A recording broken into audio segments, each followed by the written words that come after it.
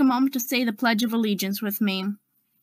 I pledge allegiance to the flag of the United States of America and to the republic for which it stands, one nation, under God, indivisible, with liberty and justice for all. Our PBIS focus for the month of February is respect. How can you show your respect virtually? Here are a couple of tips and suggestions. Before class, make sure your device is ready. Check your sound and video each and every single day. Create a schedule for the day of what you want to accomplish and stick to it.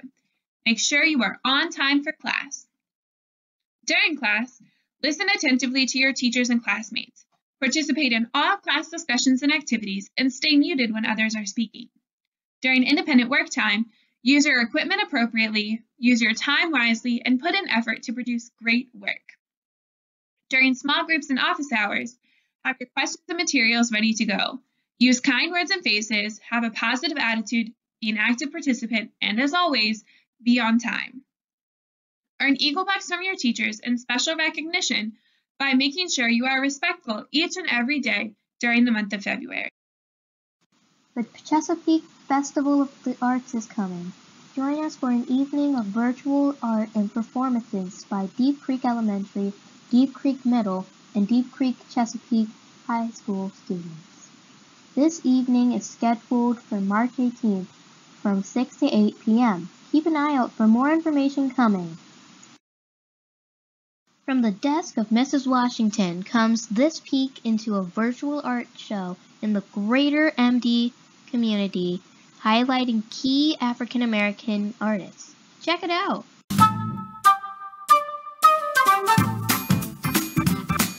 This Black History Month, Prince George's Community College celebrates diversity in the arts with the arrival of a new Africana art collection on our campus. Hi, I'm Dr. Ieli Ichile, Director of the African American Studies Institute at Prince George's Community College. I want to share my excitement about these amazing works of art by some of the most influential Black artists of the past century, including Elizabeth Catlett, Jacob Lawrence, Emma Amos, Buchi Upjohn, and more. This collection of lithographs, serigraphs, sculptures, and mixed media was made possible by the generous gift of Mr. Bradley Gillian in memory of the late Dr. Lorraine Gillian. I encourage all of our students and the community to take a virtual tour of this historic collection at pgcc.edu/arts. Prince George's Community College, celebrating diversity in the arts. That DCMS seagull found hiding in Basquiat's painting an easy thing to do. In fact, it hid in a spot where no one found him. If you look very carefully, you can see him hiding at the bottom of Basquiat's painting, right smack dab in the middle. Let's hope that next time he is not quite so good at hiding. Join Miss Hill and Miss Lewis for our first DCMS Family Book Club. We will read the latest novel by Jason Reynolds, National Ambassador to Young People Literature.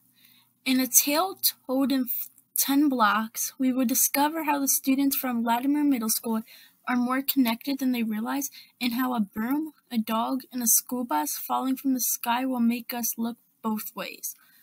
Parents and their children will receive a hardcover copy of the book and other materials to read together over the course of several weeks. To sign up, use the link in the Eagles Reader groups or the posted flyer.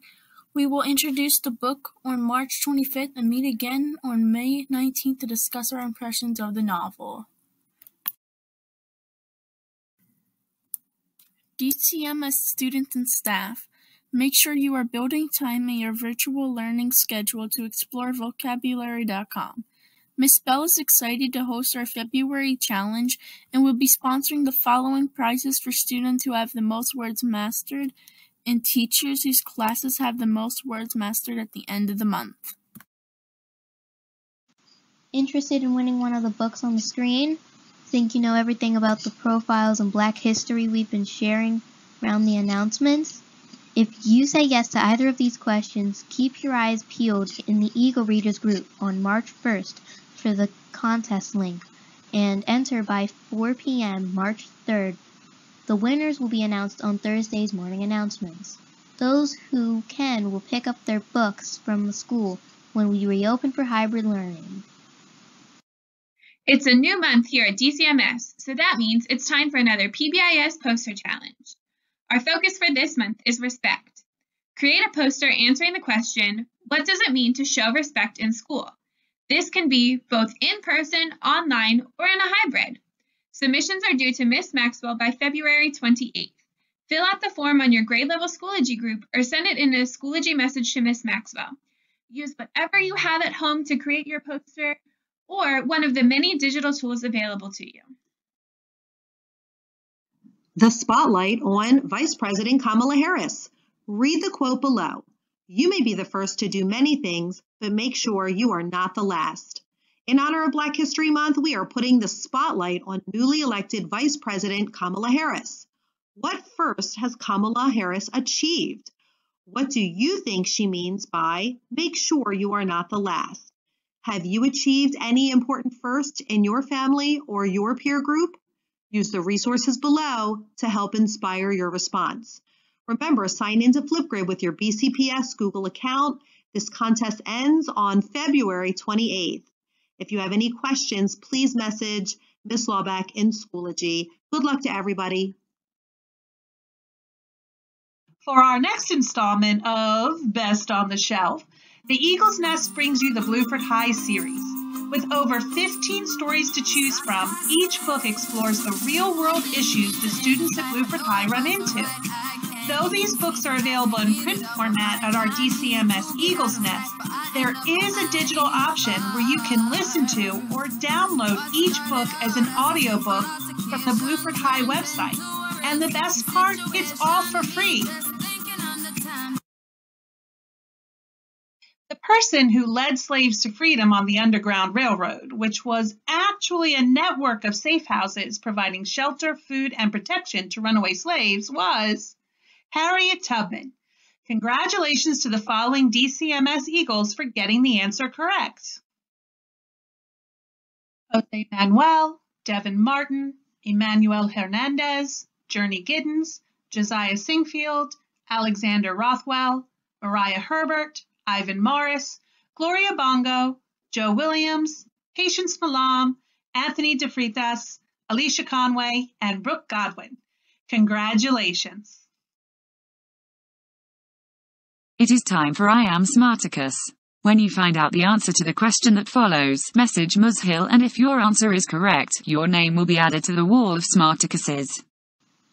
We all know Mae Jemison as the first African-American woman in space. But who was the first African-American to travel into space?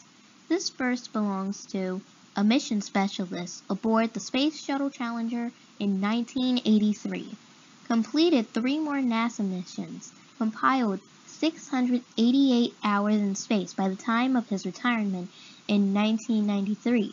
Who is this man? Think, think, think. Think, think, think. Think, think, think. I've got to think, think, think, think, think, think, think, think. For Black History Month, our final segment before ending with the meditation moment will pay tribute to those African Americans whose lives, both past and present, have made our country a better, more prosperous, and more culturally rich nation. Hippest trip in America, Soul Train was an undeniable cultural phenomenon. Soul Train was conceived of as a Black American bandstand by a man named Don Cornelius, a Chicago radio reporter and a DJ. Hosted by Cornelius, the show launched in 1970, initially airing only in Chicago. It was a low-budget black and white TV show, but seemingly overnight, it became a cultural phenomenon, and soon it swept the nation. Hey there, and welcome aboard for an absolutely mind-blowing voyage of the Soul Train. Cornelius had this vision of bringing Black popular culture, music, and dance to the screen. And it's not just for African Americans who are tuning in. Suddenly you have young Black folk who are on TV being beamed into the homes of white Americans across the country. This is coming off the heels of the civil rights movement. And it's the first time that you're seeing young black teenagers really not mired in the way that they've been perceived in the national news. Soul Train became appointment viewing. And the show wasn't just about singers and their songs. It was as much about the dancers and the dances that they were introducing to teenagers around the country. They took regionalized dancing and made it national. Suddenly, their dance became everyone's dance. We're trying to emulate everything that we see. Soul Train has the distinction of being one of the longest-running programs in the history of American television, showcasing black music and culture to Americans of every race. You've always had, in various ways, black popular culture being mainstream, but for so long it was being mainstreamed with white voices and white faces. So to have then black culture on display in that way was revolutionary. Soul Train brought its devoted audience love, peace, and soul. The mantra Don Cornelius passionately uttered at the end of every episode. I'm Don Cornelius, and as always in parting, we wish you love, peace, and...